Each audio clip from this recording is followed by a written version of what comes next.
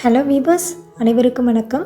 ஒரு சின்னதாக ஒரு திருத்தம், சேனல் நேம் சேஞ்ச் பண்ணியிருக்கோம்.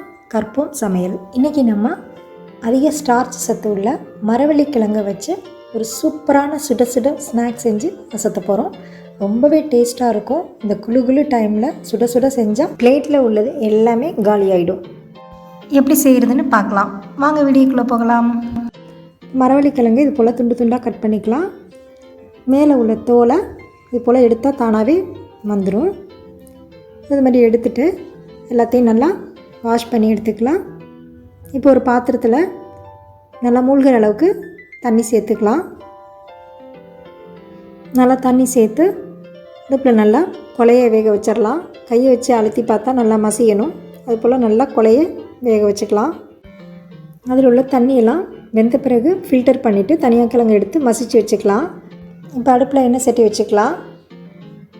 தேங்காய் திருவி நல்லா பொன்னிறமாக மீடியம் ஃப்ளேமில் வச்சு வாசனை வர வரைக்கும் வறுத்துக்கலாம். நான் 1 கப் அளவுக்கு தேங்காய் எடுத்திருக்கேன். நல்லா பொன்னிறம் வர வரைக்கும் வறுத்துக்கலாம். இப்போ ஸ்டவ் ஆஃப் பண்ணிடலாம். இப்போ ஒரு பவுலில் சர்க்கரை சேர்த்துக்கலாம்.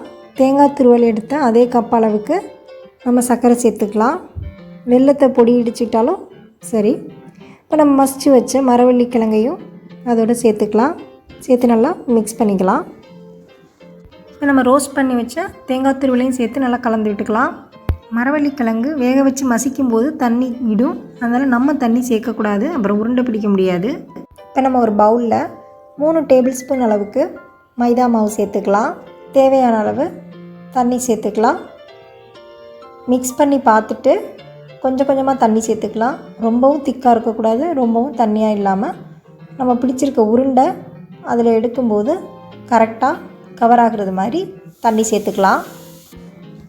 இந்த அளவுக்கு திக்னஸ் இருந்தால் போதும்.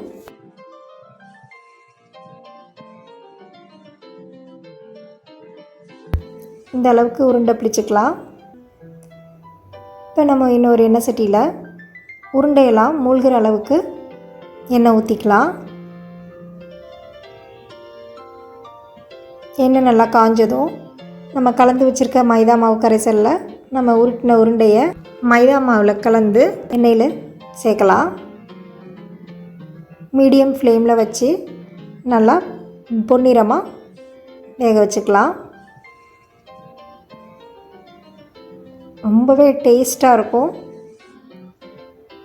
இதுலேயே நீங்கள் பாகு காய்ச்சி செய்யலாம். ஆனால் ரொம்ப தண்ணியாக இல்லாமல் திக்காக பாகு காய்ச்சினா ஓகே. ஆனால் பாகு காய்ச்சாமல் இப்படி வெறும் இதாக செய்யும்போது இன்னமும் ரொம்ப டேஸ்ட்டாக இருக்குது. கண்டிப்பாக ட்ரை பண்ணி பாருங்கள். இது மரவள்ளிக்கிழங்கு சீசனுங்கிறதுனால மரவள்ளிக்கிழங்கு கண்டிப்பாக கிடைக்கும்.